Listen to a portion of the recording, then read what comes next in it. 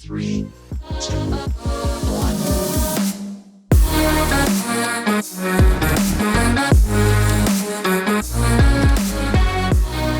What's going on, folks, and welcome into this week's edition of Trees 3. I'm Connor Roundtree, and we've got a great show lined up for you today. We have Wimbledon, we have F1 from Silverstone in Britain, big weekend in England this weekend, and then, of course, UFC 290, International Fight Week, the biggest fight week of the year. Let's jump right into this with our number 3. It is the UFC, and some quick news before we jump in to break down the card. John Jones versus Stipe Miocic, the greatest UFC fighter of all time versus the greatest heavyweight of all time, going down November 11th from Madison Square Garden in New York. Officially announced the heavyweight title is on the line. Dana White announced that earlier on Friday. Now, let's jump into this card, and we're going to start from the very bottom and work our way up. Cameron Simon versus Terrence Mitchell. Make sure you lock in Cameron Simon to basically every parlay you have. Get on that sooner than later. His number, I believe I got him around dash 400. He's up to dash 600 on some sports books right now. Great wrestler, South African dog. I like him to go out and make a statement in this one.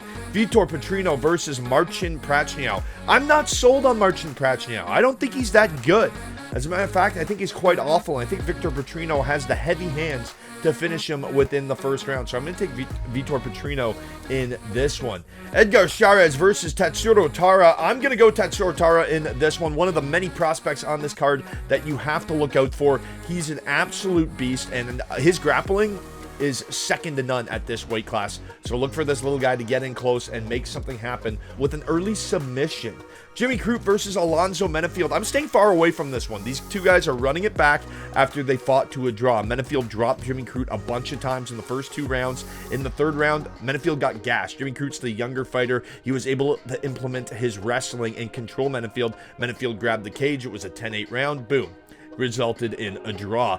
This time around, I definitely trust Jimmy Crute to make more improvements, but I don't trust his IQ enough to bet on him. The line is even money, so if you see something that we don't hear, go ahead and attack it, because dash 110 on either side, that's where you can make some good pudding. Yasmin Hawagi versus Denise Gomes. I'm going with Yasmin Hawagi. I love her boxing, that tight, clean Mexican boxing. She's undefeated. She is a perfect 10-0, and I think she's going to get the job done on Saturday night. She's the real deal. She can mix up her combinations very nicely, and I think she's probably the most prolific female fighter on the UFC's roster in terms of prospects coming up. Jack Della Maddalena versus Josiah Harrell. Jack Della Maddalena is a 10-1 favorite, and for good reason. Josiah Harrell stepping up on short notice to save this fight. You got to go with JDM all day, every day. Robbie Lawler, Nico Price. Holy smokes, this is going to be my pick for fight of the night. An absolute barn burner. Nico Price always throws down Robbie Lawler. He's been in some of the most famous UFC fights in history. Him versus Roy McDonald, obviously in the UFC Hall of Fame.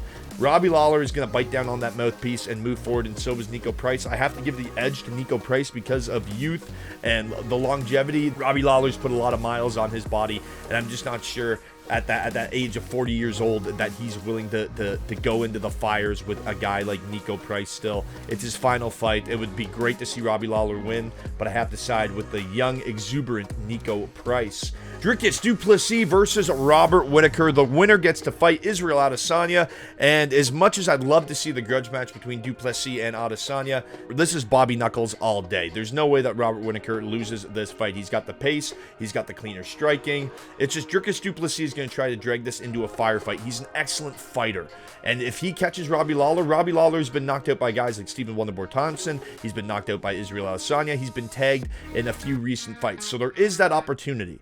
However, I just don't see Dricus du Plessis getting that opportunity early enough in the fight, and I think Robbie Lawler puts a pace on him and wins this fight quite handily. Maybe he loses the first round, 29-28, or a 30-27 decision, or maybe he even finishes a tired du Plessis in the later rounds. Brandon Moreno versus Alexander Pantoja for the 125-pound World Championship. Now, this is an interesting stat because Pantoja is a 2-1 underdog. However, he has 2 wins over Brandon Moreno. Now, one of them was an exhibition on Tough, where he finished Moreno, actually, but that doesn't count. In official competition, he does have a decision win over Moreno, and neither of these guys have ever lost a fight inside the distance. All 11 losses that these two guys have combined have come via decision. So I'm going to take the over 3.5 rounds at dash 175 because I think both these guys are super durable, and I think this is going to be a war.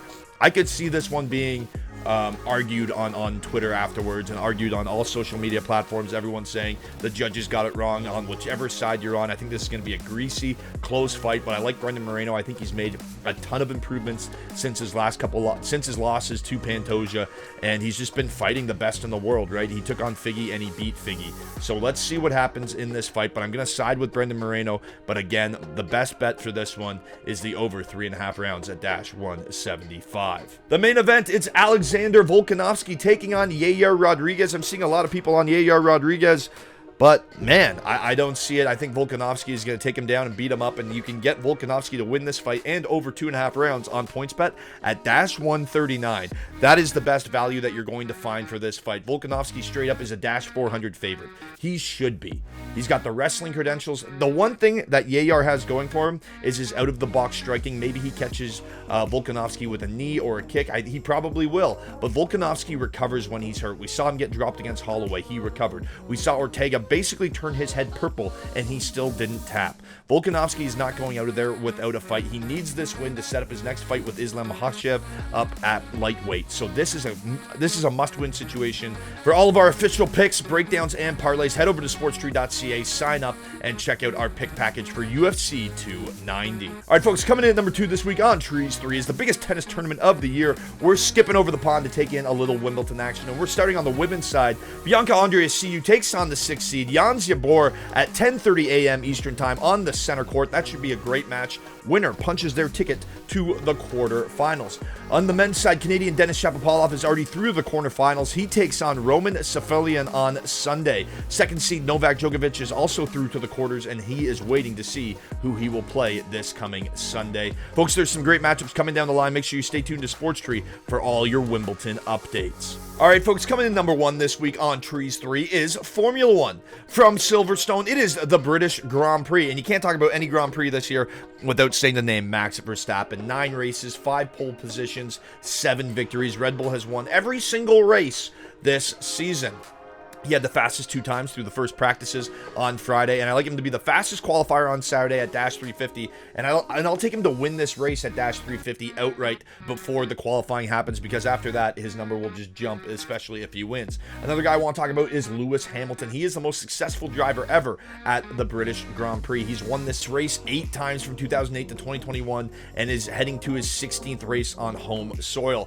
Mercedes is getting a massive upgrade package to their cars, along with the McLarens heading into this weekend, so I love them to get a massive boost, and I think that could propel Lewis Hamilton back onto the podium at +110. I love that number. Also, a qualifying matchup against George Russell. This is Lewis Hamilton's track, -163 for Hamilton to out-qualify George Russell. The final pick that I want to look out for is another Brit. It is Lando Norris. As I said earlier, he's also going to benefit from that upgrade package that McLaren is getting this week. I like him to finish in the points, a top 10 finish at -200. You bet 2 units, you win a unit. I love that value for Lando Norris, who is coming home. As for your Trees 3 trivia question to get in to win a pair of NHL or NBA tickets to see any team that you want to see play live next season, here's your question. Who has won the most men's Wimbledon finals? Who has the most men's Wimbledon titles of all time? Head over to sportstree.ca, answer that question, and you're in to win. Remember, an upgrade in your subscription upgrades your chances in winning. Folks, I'm Connor Roundtree. Cheers.